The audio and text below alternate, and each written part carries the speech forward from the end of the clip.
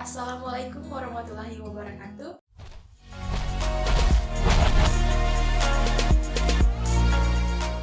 Perkenalkan, nama saya Wody Rilda Astriawan dengan NIM J1A118127 dari Fakultas Kesehatan Masyarakat Universitas Halu Oleo angkatan 2018. Di sini saya akan menjelaskan review jurnal yang berjudul Kualitas Air Minum yang diproduksi Depot Air Minum Isi Ulang di Kecamatan Bunggus, Padang berdasarkan persyaratan mikrobiologi. Di sini yang akan saya bahas yaitu pengertian air, metode, hasil, dan pembahasan. Baik, langsung saja. Yang pertama yaitu air merupakan zat yang paling penting dalam kehidupan setelah udara. 3/4 bagian tubuh manusia terdiri dari air. Manusia tidak dapat bertahan hidup lebih dari 4-5 hari tanpa minum air. Air juga merupakan zat yang paling parah akibat pencemaran.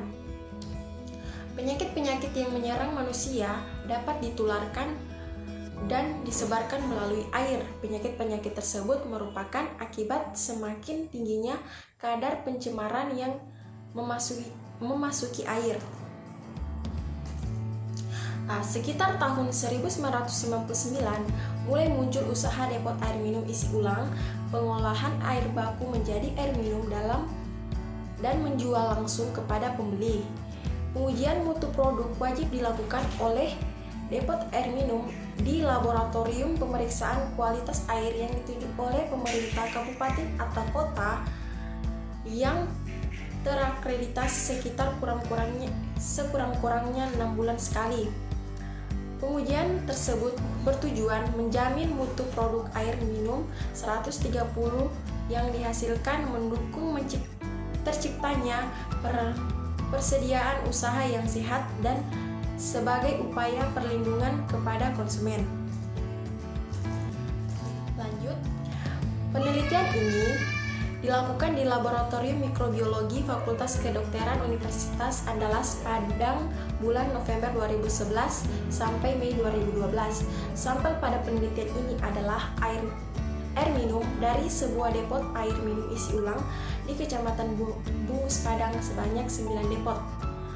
Penelitian ini adalah penelitian deskriptif laboratorium. Penelitian dilakukan dengan terlebih dahulu mengobservasi beberapa faktor yang mungkin mempengaruhi kualitas air minum yang dihasilkan depot, kemudian melakukan pemeriksaan mikrobiologi dengan menggunakan most probable number test yang terdiri dari presumtive test menggunakan medium lactose broth, confirmative test menggunakan medium brilliant green lactose broth, dan complete test menggunakan medium endo agar. Lanjut, kita masuk di hasil. Dari hasil dan pembahasan di sini ada beberapa tabel yang akan saya jelaskan. Yang tabel pertama yaitu faktor yang mempengaruhi kualitas air minum berdasarkan hasil observasi. Tabel 1 menunjukkan beberapa faktor yang dapat mempengaruhi kualitas air minum isi ulang yang dihasilkan, yaitu sumber air baku, kondisi depot, kebersihan operator, dan penanganan terhadap wadah pembeli sebelum diisi dengan air minum. Tabel 2 yaitu hasil tes presumtif. Berdasarkan tabel 2 didapatkan bahwa jumlah tabung yang positif pada tes presumtif sebanyak 20 tabung, 24,7% dari total tabung reaksi yang digunakan. Dari hasil tersebut didapatkan bahwa 5 dari 9 tabel 55,5% sampel air sampel 14567 menunjukkan hasil positif pada tes presumtif. Sampel yang positif dilanjutkan ke tes konfirmatif. Lanjut, tabel 3 hasil tes konfirmatif. Tabel 3 menunjukkan bahwa semua hasil positif pada tes presumtif juga menunjukkan hasil positif pada tes konfirmatif. Produksi gas pada tabung reaksi tersebut menunjukkan adanya pertumbuhan koloni bakteri coliform pada medium yang digunakan, sehingga hasil positif pada tes konfirmatif dapat dimasukkan ke dalam tabel jumlah perkiraan terdekat untuk mendapatkan total bakteri coliform yang terkandung dalam 100 ml sampel air seperti yang terlihat pada tabel 4. Terus kita lanjut di tabel 4, bakteri coliform dalam 100 ml sampel air berdasarkan tabel JPT. Tabel 5 menunjukkan 3 dari 5 sampel atau 60% sampel yang mengandung bakteri coliform, yaitu sampel 1, 5, dan 6 mengandung E. coli. Sedangkan 2 sampel lainnya menunjukkan pertumbuhan koloni bakteri lain. Pada reaksi biokimia ditemukan kuman Pseudomonas sp. Beberapa faktor yang dapat mempengaruhi kualitas produk air yang dihasilkan adalah bahan baku. Beberapa faktor yang dapat mempengaruhi kualitas produk air yang dihasilkan adalah bahan baku, penanganan terhadap wadah, pembeli, kebersihan operator, dan kondisi depot. 5,6% depot air minum menggunakan bahan baku yang berasal dari Gunung Talang, Solok, namun hasil yang didapatkan pada pemeriksaan mikrobiologi menunjukkan adanya perbedaan. Di antara 80%-nya menunjukkan hasil negatif terhadap total bakteri coliform, yang berarti mempunyai produk air yang berkualitas.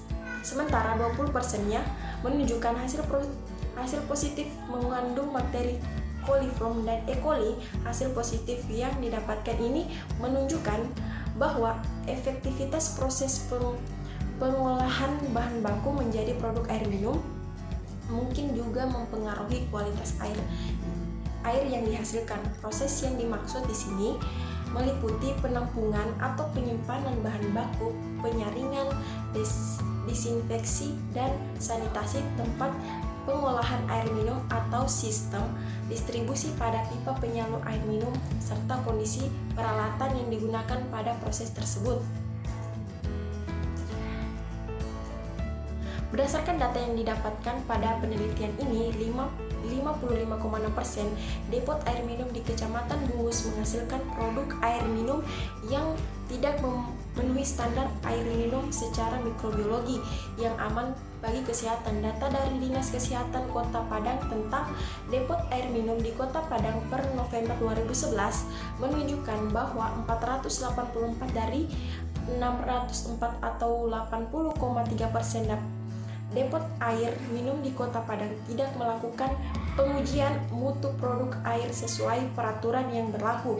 Jumlah ini tentu sangat memprihatinkan, mengingat 5 dari 9 depot air minum di Kecamatan Bungus tadi tidak memenuhi standar air minum yang aman bagi kesehatan. Pengujian mutu produk yang tidak dilakukan dan aman bagi kesehatan masyarakat. Peran pemerintah dan pihak terkait yang dalam hal ini adalah Dinas Kesehatan tentu sangatlah penting.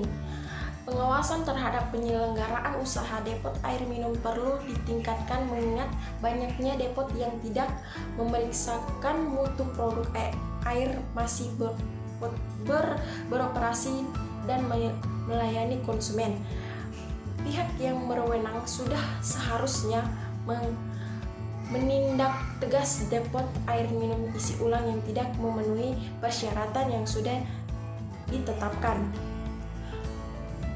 Berdasarkan penelitian ini dapat disimpulkan bahwa kualitas air minum yang diproduksi depot air minum isi ulang di Kecamatan Bungus Padang berdasarkan hasil pemeriksaan laboratorium menunjukkan 5,5% sampel tidak memenuhi persyaratan secara mikrobiologi yang ditetapkan berdasarkan Peraturan Menteri Kesehatan Nomor 492 Tahun 2010. Hasil pemeriksaan laboratorium mikrobiologi menunjukkan bahwa 5 dari 9 sampel mengandung bakteri coliform. 3 dari 5 sampel yang mengandung bakteri coliform ternyata bakterinya adalah Escherichia coli.